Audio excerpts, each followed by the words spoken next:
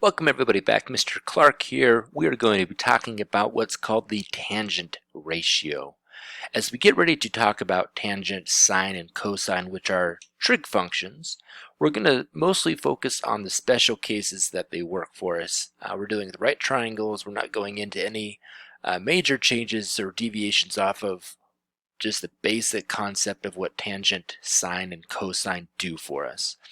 I like to start off with tangent just because tangent deals pretty similar to what we look at as rise over run when we start looking at information and calculating it. So it really kind of goes into that understanding of the y-axis, the x-axis on a Cartesian plane. But with that said, we're going to go ahead and get going. So I have an example here. I put this together. It's pretty straightforward. We essentially have a large triangle that's been broken into smaller pieces. Along the bottom line there, that section here from A to G, we can see that we have increments of 5, and it looks to be 5 centimeters. So the change from A to C and C to E and E to G, it's all consistently uniform 5 centimeters. I also have a height given for the opposite leg of each of these triangles. So this is ABC, this is ADE, and this is AFG, these three triangles listed here. The length, it's a cumulative number, so 5 plus 5 more is 10, plus 5 more is 15. And then I have measured out some lengths just since there's no way you can cut this out and measure it yourself. We have 2.9 centimeters, 5.8 centimeters, and 8.7 centimeters. These are the opposite legs as seen right here. Now, I need to go into just a review again just to make sure we have this so we've got a clear understanding of what opposite legs mean. Let's make sure we're on the right layer. Yep. So if we have a triangle like this, and I'm going to edit this and say it actually is, that's okay. Just start a new one here. So we'll just go ahead and line that up. We'll say it's a triangle. Perfect. That lets us make it a little more clean. It doesn't have to be amazing, but just enough. We're looking at, let's say this angle here is A, this angle here is B, and this is C. From the standpoint of us sitting here at angle A, if we were standing right on that point, the opposite side would be this piece here. It is a side not connected. If you look at the vertices of this triangle, the dots, the endpoints of this segment BC, neither of those exist at location A. This is opposite. We don't refer to the hypotenuse, we don't refer to the hypotenuse as a side that we're going to deal with. We're looking at the legs of the triangle, so the other one will be our adjacent side. It does connect with A, and it is not the hypotenuse. And then this is our hypotenuse. And those three sides make up our triangle. So when we're looking at this, we need to understand that information. Now, if I go back, let's go back a little bit here. If I come from location B, so let's say, so my wife is sitting here at location B, her opposite would not be the same as what mine was. Her opposite is going to be right here. Because AC, that segment here, its vertices or its endpoints do not reside at location B. And this would be her adjacent side. And this would still be our hypotenuse. So just a bit of review on what we're looking at these triangles. That information is useful for us. We have to make sure we've got a good understanding of it. So let's get rid of all this here. We don't need it anymore. You know what? Let's do that. Let's be more methodical about that. So with that, we have our adjacent side and our opposite side. Adjacent side for these triangles and opposite sides of these triangles. And we're looking at this opposite over adjacent. So a tangent of any angle, we'll call angle A for our example, is going to be equal to the opposite over adjacent. And sometimes I'll say opposite over adjacent like this. I mean the same thing, I just don't want to write it out every single time. So when we're looking at that piece there, we're looking at our opposite side of 2.9 as our first example. So let's go ahead and get that. So 2.9 is our opposite, and our adjacent is 5. Say 5.0 to keep it in line. Again, I know I could put units of measurements. I'm not going to because we're just looking at ratios. In our calculator, we're going to divide 2.9 divided by 5.58. Our next one we have is we have 5.8 for the next triangle, and that's going to be over 10, which hopefully we can see what's going to happen until we divide by 10. We're just moving the decimal over. We get 5.8. Again, just to make sure we have that. It's okay if you didn't see that right away, but we still have 5.8. Now the question is, can we predict what this is going to be right here? 8.7 over 15 isn't an obvious one. But if you manage to get 0.58 as well, you're right. So what does that tell us about this? Well, the main takeaway is that no matter how large this triangle is, so whether we're looking at this space here, this triangle here, whether we're looking at this triangle here, or whether we're looking at any number of triangles, the ratio will always be the same. And that's very helpful for us. That means that the tangent of angle A, whatever angle A is going to be equal to the same ratio no matter what. We're going to talk about this going forward. That means going forward, when we say tangent of some angle is equal to opposite over adjacent, if I'm given A and either the opposite side or the adjacent side, I should be able to solve the other. I'm just going to move this over a little bit so that you can see that information. Again, given one side and one angle, we should be able to solve the other, assuming that we have a right triangle. So going forward, we're going to go into this section here, and just as a review, again, we have our hypotenuse, we have our opposite side, so we must be referring to angle A, and our adjacent side, again referring to angle A here. Tangent of an angle is equal to the leg opposite of that angle and the side adjacent to that angle. We again are not using the hypotenuse for tangent. That will be reserved for sine and cosine, which we'll talk about in a later video. So I've got some notes here. We're going to do an example here. We're going to say I want to find the tangent of angle A. So angle A is this right here. If that's the case, the tangent of A should be equal, again, equal to opposite over adjacent. So our opposite side for angle A is 80 degrees, or 80 degrees, sorry, 80, and that is going to be over 18. And that ratio can then be calculated from a calculator. You don't have to go and do these in your head. Sometimes they're super easy to do, sometimes they're not. This one we probably could, but that's okay.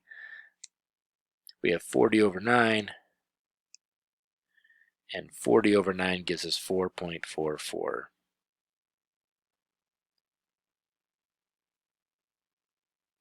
And that never ends. If we were going to round this though, we could say it's 4.4 and be good. I didn't put any units of measurement in it, so we're okay.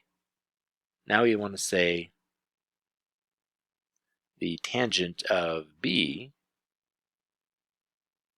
is equal to its opposite, which again is going to be different, over its adjacent. And the tangent of B is going to be the opposite as 18 over 80. And 18 over 80 is going to be equal to 0.225. Again, 18 over 80 and 80 over 18 are both reciprocals of each other. When it comes to the actual fraction, the relationship, they are in fact reciprocals. Now, that's an easy calculation to do. If we're given two sides, we can find the ratio. If we're given a one side and an angle, then now the next question is, can we do the same thing? Can we achieve this right here? Say we can, because we know that 32 degrees, the tangent of 32 degrees is a fixed ratio. That means that there's only one possible outcome. Whatever our opposite side is and our adjacent side is, there is only one possible outcome, decimal value perhaps, but only one possible outcome that fits that bill. So if we're given tangent of 32 degrees and we're given another side, then there should be only one thing that fits the ratio of whatever tangent 32 degrees is in decimal form. So fortunately, people smarter than me have created a whole list of all these possible values. So 32 degrees, 32.1 degrees, 50,000 degrees. Maybe not 50,000, that sounds more like a temperature.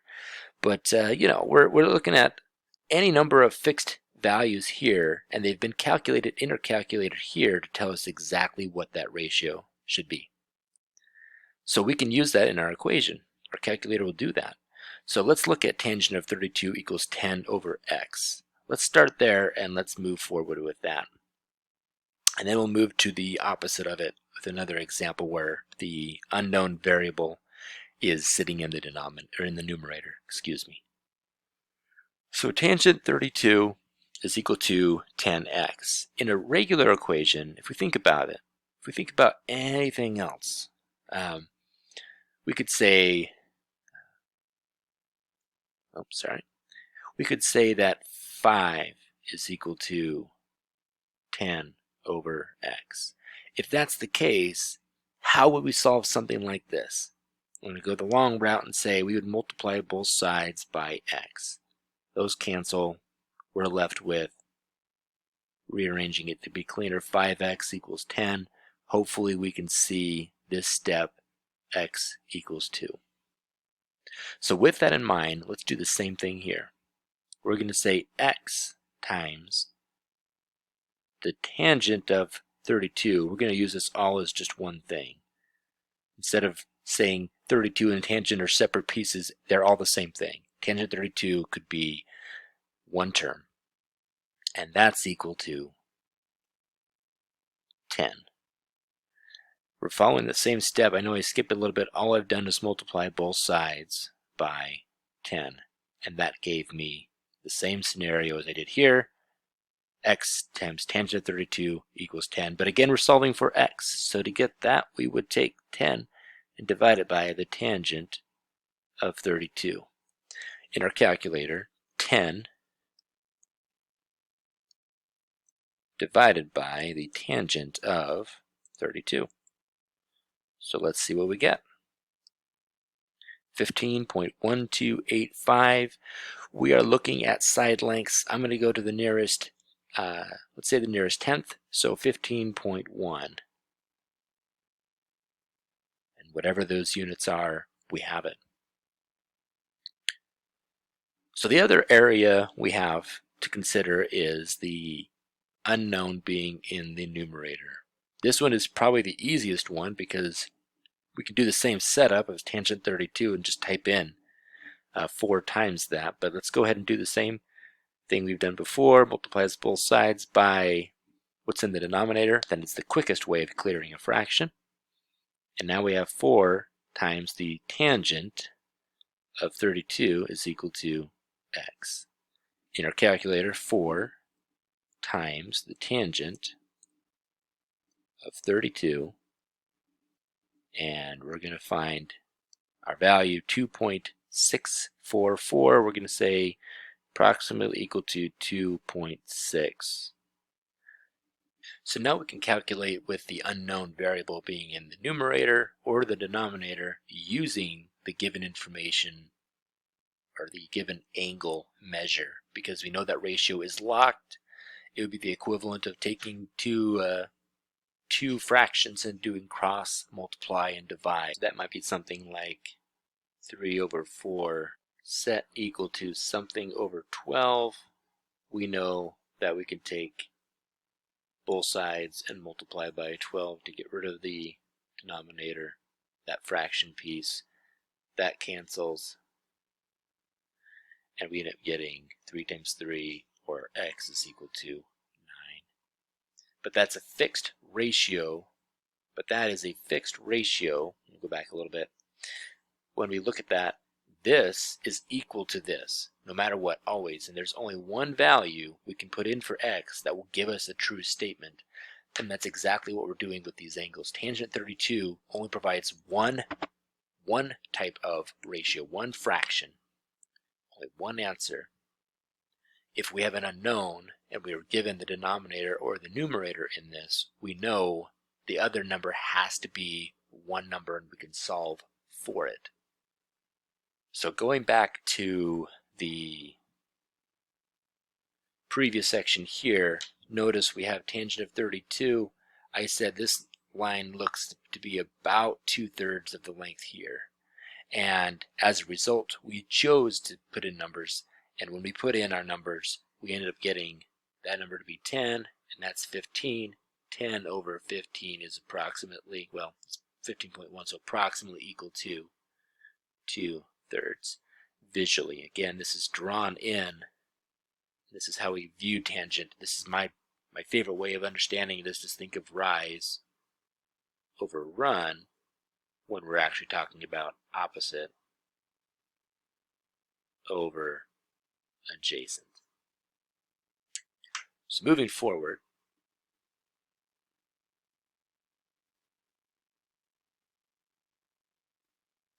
we know that we have our outcome here for both of these solved. We had two examples that we could plug in. Our end of the day result, just clean that up a little bit, gives us a calculation that we can either solve for the ratio by giving the two side lengths, or we can take that ratio that we know is tied to an angle measure and solve for one of the missing side lengths. So at the end of the day, hopefully this lesson is helpful. It's a straightforward setup, and it's going to segue really well into sine and cosine, which function the same way, with the only difference being that we talk about the hypotenuse in relationship to the two sides. Thank you for your time. Look forward to working on the next video.